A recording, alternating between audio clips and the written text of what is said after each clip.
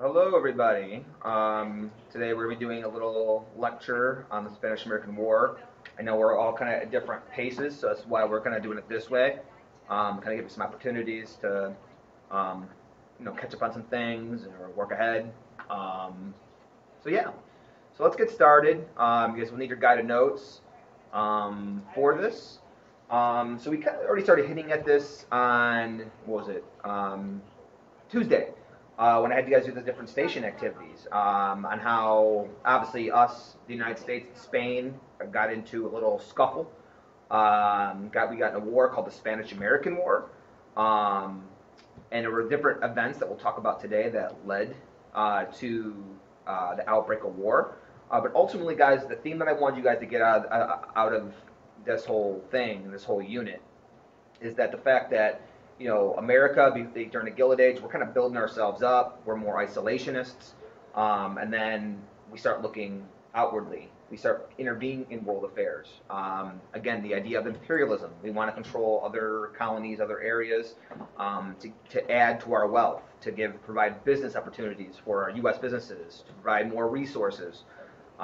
So when you are starting to imperialize, that's going to lead to confrontation with other nations who are competing for those same resources. Hence, Spanish-American War. Now, keep this in mind when we get into our World War One unit. Imperialism will be a direct cause for why World War One is going to happen. It leads to rivalries, leads to confrontation. The different alliance systems start breaking out, as we'll get to. All right. So anyway, without further ado, the Spanish-American War is often referred to as the Splendid Little War. Why Splendid Little War? Well, splendid is a good thing. Something that's splendid. That's a good thing. So obviously, it's going to tell you, foreshadow that we're going to win this war against Spain. And the reason why it's going to be called a Little War is because it's going to be fairly short, about 16-week time span. So it's pretty short in terms of what you think of maybe how long wars might last. So this was a little under 4 months. Now, put in perspective, World War One's going to last about 4 years. World War Two is going to last about 6 years. Cold War, we get into that. Vietnam is going to last a long time. Um, so that's why they call this Splendid Little War. So make sure you fill this out in your guided notes. Um, all right, so history leading up to the Spanish-American War. Spain is going to control. I'm going to help this a little bit. Spain is going to control Cuba, Puerto Rico, and the Philippines. Okay, so why get involved? Why does this matter to us? So I'm going to go back really quick. I'm going to show you guys a couple things. Let me see if I can. Where's that? All right, here we go. World map. So here's United States, and here's Spain, right there. So here's Cuba. Here's Puerto Rico over here.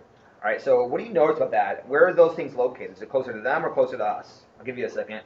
Um, so obviously it's closer to us. Puerto Rico and Cuba's about 90 miles off the coast of Florida, and Puerto Rico's not that far away.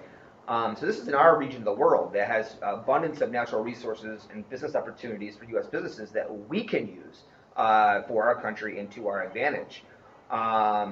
So absolutely, money and power, having this control of our own, I guess, hemisphere, is definitely very appealing to us. And then same thing for the Philippines. The Philippines is over here. So here's Spain, here's the Philippines. Now again, obviously this is a flat map. We'd be going this way, but there. So long story short, Philippines is far from both of us, far from them and from us. But this is very important to us because this will allow us, if we control it, to get into this Asian market where China and Vietnam and Thailand and Japan and all these little islands down here and into Australia. So again, we talk about this. These areas in the Pacific are very important to us, not only for business opportunities and for natural resources, but for military bases. So that's why we want. This is why this is a very strategic and a very kind of important part for our future plans. All right, so kind of going back a little bit. Sorry about that. I digress. All right. So anyway, um, so we need to find a reason though to go to war. So obviously, you start hearing stories, and you guys we read about like some of the newspaper headings from this time. How the Spanish are going to treat the natives of these lands, so the Cubans and Puerto Ricans, that the Spanish are going to treat them awfully, very, very poorly, essentially treat them as like slaves. And there's stories and there's poems that are written in U.S. newspapers that is going to portray the Spanish as being just horrible, horrible, horrible people. And we as Americans have a soft spot in our hearts for little tiny countries like a Cuba, like a Puerto Rico, like a Philippines, that are fighting for independence. They want their freedom. They want their independence. They want democracy. And when they have a big power controlling them, now why would we have a soft spot? Well, Great Britain did that to us. So as these poems of Cubans are writing their stories and putting them in U.S. papers, a lot of Americans are going to feel sorry for the Cuban people and start to, people are going to start looking at the Spanish as being the enemy, as being evil. All right, so as I said, Spain controlled colonies in North America, Puerto Rico and Cuba. Philippines, as I said, key Asian market to get into the Asian market. So as I mentioned before, Spanish treatment of natives. So one of the villains of Spain is to be known as General Wheeler. They call him the Butcher, actually. General the Butcher Wheeler. This is one of your vocabulary terms you guys had in your notes that I asked you guys to write down in station number 1 on Tuesday. But he was a Spanish general that was sent to Cuba. And ultimately what he's going to do is he's sent there to make the Cubans fall in line, essentially. He goes in and he puts thousands and thousands of Cubans into concentration camps, basically starving them out. Thousands die at the hands of General Wheeler. He takes them as slave labor to take their natural resources and take their big business opportunities to fund Spanish funds. So guys, that's basically what they do.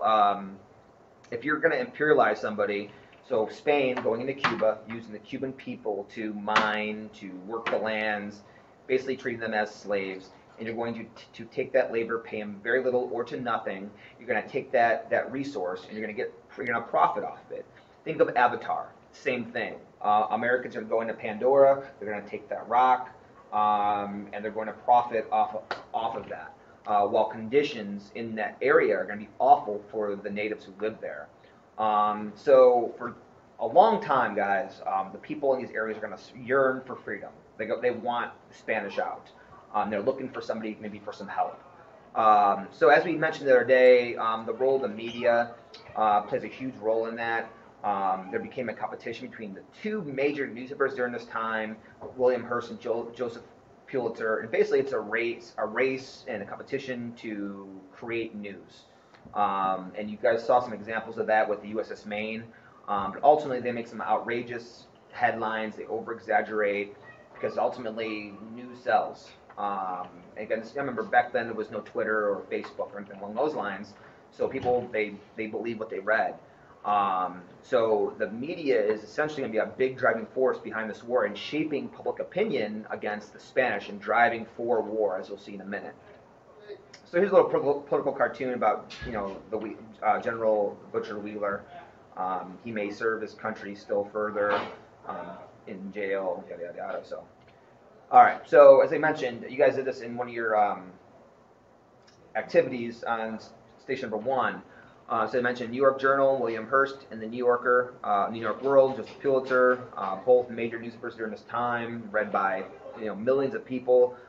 Both papers are going to tell scandalous and over-exaggerated stories. That's what yellow journalism is, guys. That's again a key vocabulary term for you. Oops, I'm sorry. Key vocabulary term: yellow journalism. So both papers are going to send reporters to Cuba to cover stories. So I asked you guys in station 1, you furnish the pictures and I'll make the story, guys. A picture is worth 1,000 words. If you give me a picture, I can make a lie and create a story. So for instance, this one right here, here's an example of yellow journalism. Angelina walks in on Brad and Jen. So Brad and Jen are having dinner together. Maybe they're friends. Maybe they knew about, maybe she knew about the dinner between their friends. Again, but if you have a picture, you can make up any story you want. And that's ultimately what they're saying, is that if you send people down there to Cuba, you take a picture, and they're going to write a story that makes it look scandalous, to make the Spanish look bad, to push for war. So down there, the journalists are only receiving stories from Cuban sources. They're not going to Spain and asking the Spanish generals. They're only getting, so that's very biased. You're not getting both perspectives. Who knows what's happening? or what's going on, but you're getting one side of the story. So Hearst felt very strongly the U.S. should intervene in Cuba. Now, why? You got to understand, guys, from their perspective, from the newspapers, war is going to sell stories. War is going to sell papers. People want to know what's going on. So for them, that's what they have a huge incentive for pushing for war. All right, so reason for going to war, the USS Maine explosion. This is one of your vocabulary terms from the other day. This was a U.S. battleship that was sent to Cuba to protect U.S. interests there, U.S. businesses that were already there. And in the port of Havana, there's going to be an explosion on the USS Maine that's going to kill 260 Americans. And immediately, you guys see this here, the destruction of the warship Maine was the work of an enemy. In big bolded. Notice there's smaller font here, smaller down here, small down there. Work of an enemy. Boom. They're placing the blame on Spain. And you guys saw in the Ed puzzle, Spain more than likely didn't do this. There was cartridges down the bottom part of the boat that exploded, overheated, causing it to catch on fire. But before there was an investigation, boom, fingers point towards Spain, and Spain becomes enemy number one amongst Americans. And then there was the Delome letter that was also used at this time. The Delome letter was the Spanish Prime Minister against Spain, being pointed as the enemy. He's gonna write a letter, and it got intercepted, and it stated that President McKinley was weak. Well, again, you have a foreign power calling our president weak, calling him names publicly in a paper. If you're a president and things are already kind of rocky between both countries, that's not going to, be a way to negotiate and keep the peace. All right, so Philippines, May 1st through August of 1898, Teddy Roosevelt. This was before he became president. This is before he got. This is during his military career. Teddy Roosevelt was the Assistant Secretary of the Navy. He's going to send the U.S. fleet to the Philippines in case war broke out. Well, war's going to break out between the Spanish and Filipino rebels, and the U.S. is going to destroy the Spanish naval fleet. Spain is going to surrender. So again, our military might, our naval power was definitely growing and much more superior in terms of technology. So Spain is going to surrender, and we're going to overtake the Philippines. Now Cuba, it's June of 1898. So we're fighting two different areas, one in the Philippines, one in Cuba. So U.S. is going to set up a naval blockade around Cuba, meaning things can't come in or out of Cuba. And when we were in Cuba, you guys, U.S. soldiers were very ill prepared to fight that war. Mostly it was a volunteer group. Most of the soldiers there were not trained soldiers. The U.S. soldiers that we had lacked supplies, lacked guns, and they had wool uniforms. Think about why that would be a problem. You're fighting in Cuba, very, very hot, and you're wearing wool. That's going to be very, very difficult for men to fight in. It's going to be extremely hot. So there's this group called the Rough Rider Group, led by Teddy Roosevelt. Now he's been sent to Cuba, and they had to charge up the San Juan Hill. So the Spanish were on top of the hill shooting down at this American volunteer group. So the Spanish already had the strategic spot being up the hill shooting down. So Teddy Roosevelt led this volunteer group of ragtag soldiers up the hill. They charged the hill, and they overtook San Juan Hill. And that ultimately led to basically the end of the road for Spain. Once we kind of got over that hill, made our way inward into Cuba, it was only a matter of time at that point. Spain is eventually going to end up surrendering, and we're going to win Cuba and defeat the Spanish. We're going to kick them out and again overtake Cuba. So then there was this Treaty of Paris that was signed between us and Spain. Again, vocabulary term, make sure you highlight this, 1898. So after 16 weeks of fighting, over 5,400 Americans are dead. Most of them died through disease and that kind of thing, malnutrition. Roughly about 400 died in battle. But here's the terms of the treaty. Cuba is going to be independent, an independent nation. They get their freedom. But it's not really quite freedom. So notice the Platt Amendment here. This will give the U.S. the ability to intervene in Cuba and set up a military base. Guantanamo Bay. Have you ever heard of Guantanamo Bay? That's our military base there, and our military prison. The U.S. will also get the treaty of Puerto Rico and Guam, and we're going to pay $20 million to take the Philippines under our control. So again, we're taking control. We're not going to free them. We're going to have some controls over the Philippines and Cuba. We're going to have U.S. business, U.S. military there to help take over. And then finally, last but not least, Panama. Actually, I'll have to be a video number 2, guys. So just be patient with me. I'm going to make another video.